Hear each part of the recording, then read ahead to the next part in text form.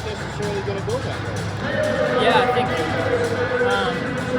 not often you get to walk away from a race and feel like you 100% executed the plan, but that was pretty damn close to what I wanted to do today. And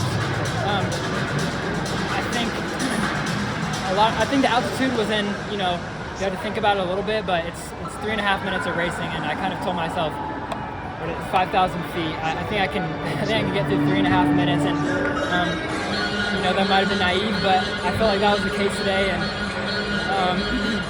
might have got a little fortunate with the way things opened up here and there, but then just once I got the lead, I just knew I was not going to relinquish that, and I just really wanted to attack each straightaway because I know they're short, and I know that's about the only way you can move up on indoors, and especially this track.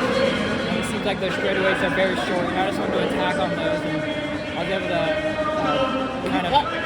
Cognizant of how much you won by? I mean, championship 1500s at world and national races usually aren't won by margins like that. Yeah, I wasn't, that wasn't the goal to try to win here today by that much, but like I said, once I got the lead, I just didn't want anyone coming up on me, and, kind of felt similar to some indoor races I've ran before, like even back to NCAA, like 2021. I felt like once I get in that lead, it's going to be hard to get around me, and I just wanted to, like I said, keep hammering those straightaways. You think that's a testimony to your fitness too, that you close that fast at altitude? I mean, I know we're not super high, but I've seen runners, struggle to make it in the last 200 in a big peak race. Yeah, it feels good. Like I said, never raced at altitude, haven't trained at altitude, and so just, definitely it's reassuring in my fitness knowing that I can win a race and run it the way I want to, even when the conditions are a little different than I'm used to. Yeah, in hindsight, that 805 2-mile, I mean, I know you don't like to finish second, third, or fourth, but that must be somewhat affirming in terms of your speed, endurance, and your power.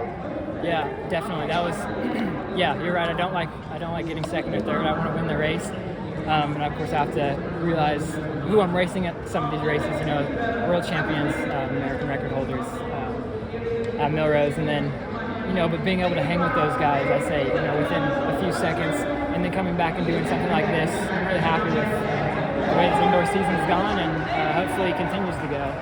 And you clearly are a gold medal contender in Glasgow. I'm sure you're serious about that. Yeah, 100%. Yeah. A couple weeks ago, you came on the CITIUS podcast and talked about your new setup with Cooper, Ben Thomas, and Virginia.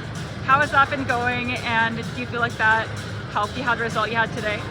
Yeah, it's been going about as good as it could go. I've got a really solid group of guys there, and like with the coach I want to be with, and not very many distractions in Blacksburg, Virginia. So it's really good, especially just getting to get all that really hard work in there, then get on the road, go to Milrose, come here, and then kind of showcase all that hard work we've done in what feels like a little bit of silence. So it's a really good setup. Yeah. What's the best piece of advice that your coach gave you coming into this weekend? I think just positioning wise. We just kind of talked about tactics, and I think we both know how indoor racing goes now. And he pulled up the past 5 championships that happened here at Albuquerque, and we kind of evaluated those, and I knew where I wanted to be, and I didn't ever want to be out of that top 4 or 5, and I didn't let that happen today. It's obvious you were very intentional about staying in the first 3 or 4, even moving on the inside to stay up there high. So I thought, well, gosh, Cole's not using a lot of energy with that, but apparently it didn't affect you in the closing 400. Yeah, and I had that in the back of my mind too. You don't want to, use all those bursts too early in the race. I don't know what we were rolling at, but I felt like it was controlled enough that I had a little bit of wiggle room. I didn't feel like I was anywhere near like redlining and just being flat out. So I thought I might as well take these opportunities where the inside lane opens up, because that never happens. So I just want to take advantage of that. Do you feel like fans and media sometimes forget that you're 22 years old? Or is that ever crossed your mind?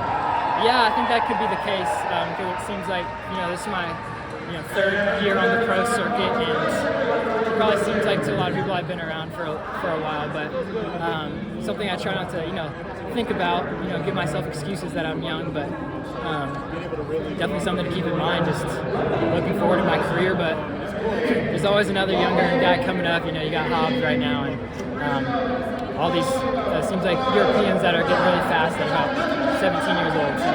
Like 12 months ago, you didn't know what your career would look like in those following months.